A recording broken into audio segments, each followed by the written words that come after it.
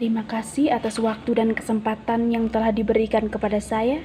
Saya Dionisia Priscilla Keti, saya dari kelas 10 IPS 1. Pada saat ini saya akan mempresentasikan makalah dengan judul Pengertian COVID-19 dan Bentuk Partisipasi dalam Memeranginya.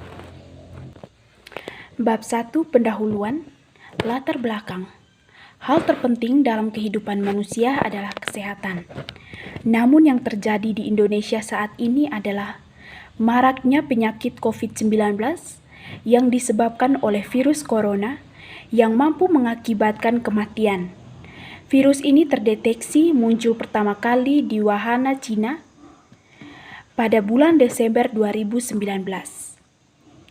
Virus corona merupakan virus yang menyerang saluran pernapasan dan menyebabkan demam tinggi, batuk, flu, sesak napas, serta nyeri tenggorokan. Penyebaran virus ini sangatlah cepat sehingga memakan banyak nyawa di berbagai negara. Awal mulanya, warga Indonesia yang positif terkena virus corona hanya 2 orang.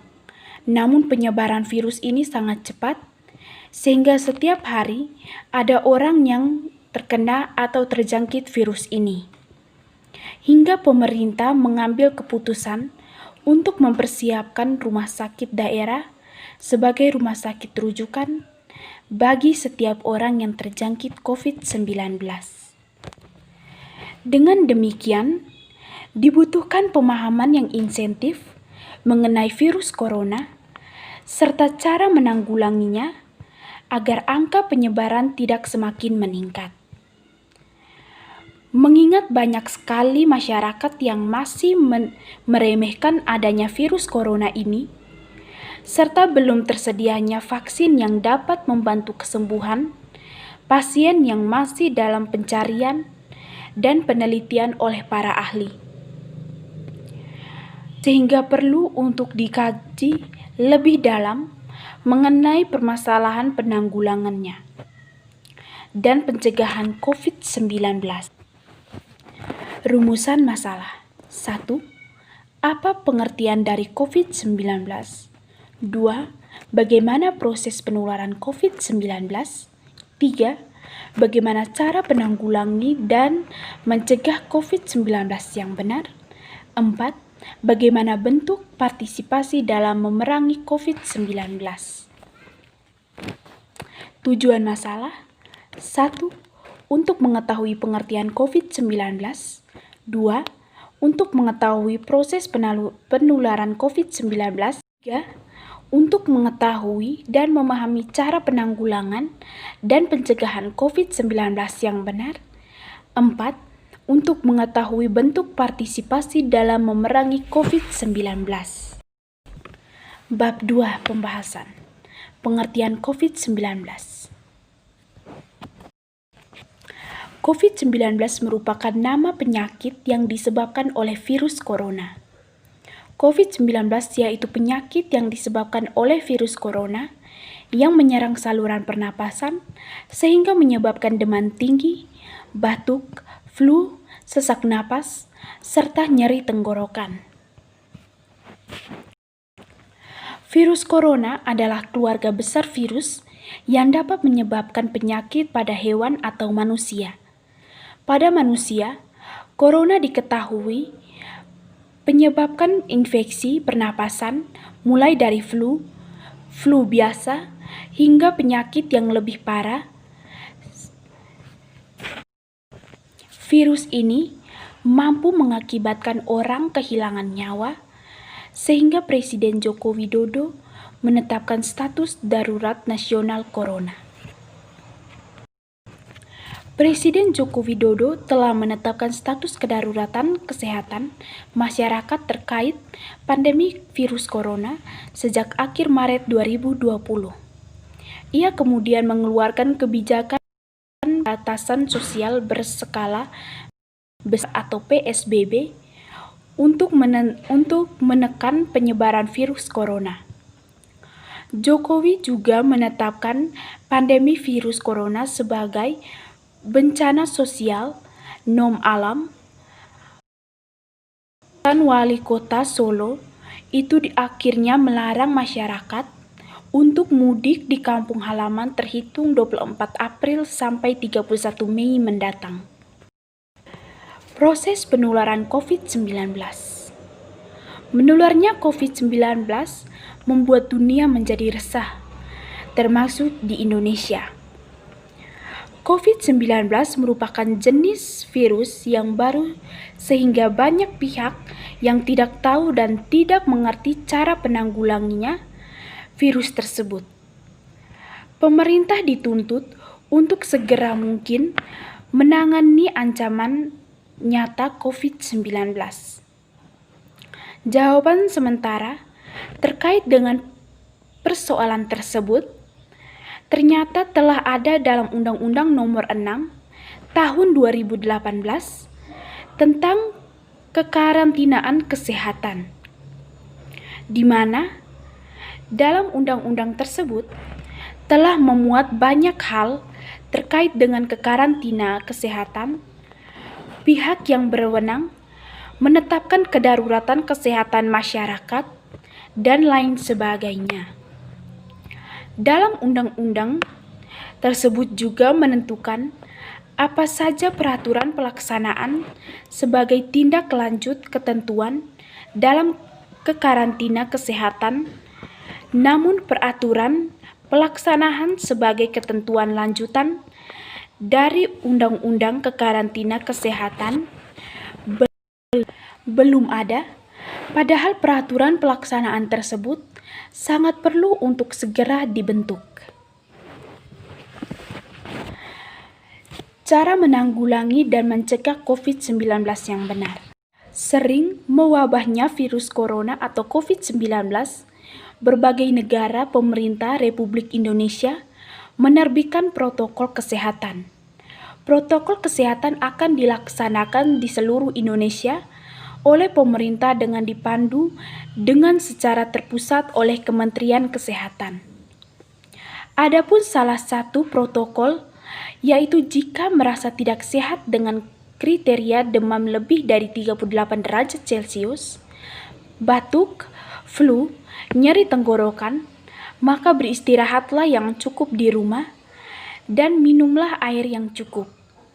Gunakan masker apabila tidak memiliki, hendaknya mengikuti etika yang ketika batuk dan bersin yang benar dengan cara menutup hidung dan mulut dengan tisu lengan atas bagian dalam. Bila merasa tidak nyaman dan masih berkelanjutan sebagaimana protokol di atas, maka dapat diambil kesimpulan mengenai penanggulangan dan pencegahan COVID-19 secara umum yang benar adalah sebagai berikut. 1. Rajin mencuci tangan. 2. Kurangi berinteraksi dengan orang lain. 3. Gaya hidup sehat atau makan, tidur, olahraga untuk imunitas tubuh. 4. Jaga jarak aman 1 meter dengan orang yang batuk atau bersin. 5. Hindari kerumunan. 6. Hindari menyentuh mata, hidung, dan mulut. 7. Hindari berpergian ke daerah terjangkit atau bila sedang sakit. 8. Etika batuk dan bersin, hindari meludah di tempat umum. 9. Olah daging mentah dengan hati-hati. 10. Hindari memakan daging hewan yang sakit atau mati karena sakit. 11. Bila ada gejala, segera berobat dan gunakan masker bila sedang sakit. 12. Serta selalu berdoa kepada Tuhan yang Maha Melindungi. Bentuk partisipasi dalam memerangi COVID-19. Negara digegerkan dengan wabah virus corona atau COVID-19. Kebijakan yang diberlakukan adalah belajar di rumah. Sebagaimana yang dikatakan oleh Bapak Presiden Joko Widodo di Istana Bogor pada tanggal 15 Maret 2020, yaitu dengan kondisi ini, saatnya kita kerja dari rumah, belajar dari rumah, ibadah dari rumah. Hal ini sudah berjalan 1 bulan lebih, di mana sekolah diliburkan, tetapi proses belajar mengajar tetap berjalan seperti biasa melalui kegiatan di rumah. Salah satu dari bentuk partisipasi dalam memerangi COVID-19 yaitu mendukung kebijakan pemerintah akan hal tersebut dengan tetap belajar di rumah, kerja dari rumah, dan ibadah dari rumah. Hal ini bertujuan mengurangi dan mengatasi penyebaran virus corona. Dengan demikian, dapat dikatakan bahwa kita termasuk orang yang ikut berpartisipasi dalam memerangi COVID-19 ini. Namun terdapat cara yang dapat dilakukan agar pembelajaran online tetap berjalan efektif, di antaranya 1. Tetap mengoptimalkan manajemen waktu agar waktu belajar tetap teratur. 2. Mempersiapkan peralatan-peralatan yang dibutuhkan saat pembelajaran online berlangsung seperti HP dan laptop. 3. Belajar dengan serius dan fokus. 4. Tetap menjaga komunikasi dengan pengajar dan teman-teman kelas. Bab 3. Penutup. Kesimpulan, COVID-19 merupakan penyakit yang disebabkan oleh virus corona. Virus ini menyerang saluran pernapasan. Gejala COVID-19 yang paling umum adalah demam, kelelahan, dan batuk kering. Beberapa orang mungkin mengalami sakit dan nyeri hidung, tersumbat, pilek, sakit tenggorokan, atau diare.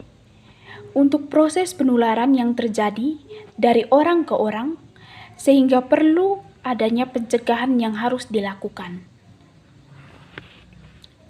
Adapun cara penanggulangan dan pencegahan yang benar yaitu dengan selalu menjaga gaya hidup sehat, makan, tidur, olahraga, untuk imunitas tubuh, rajin mencuci tangan, menjaga etika batuk dan bersin, menghindari kerumunan, menghindari menyentuh mata, mulut, dan hidung, mengurangi interaksi dengan orang lain, berdoa, dan lain sebagainya.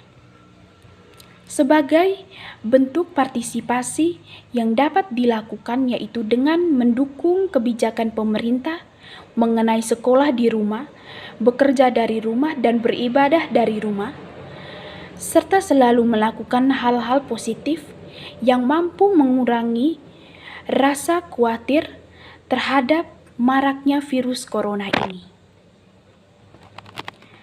Saran, saya berharap makalah ini dapat menambah wawasan bagi pembaca agar tertarik untuk terus dapat meningkatkan keingintahuan yang terhadap informasi baru yang bermanfaat.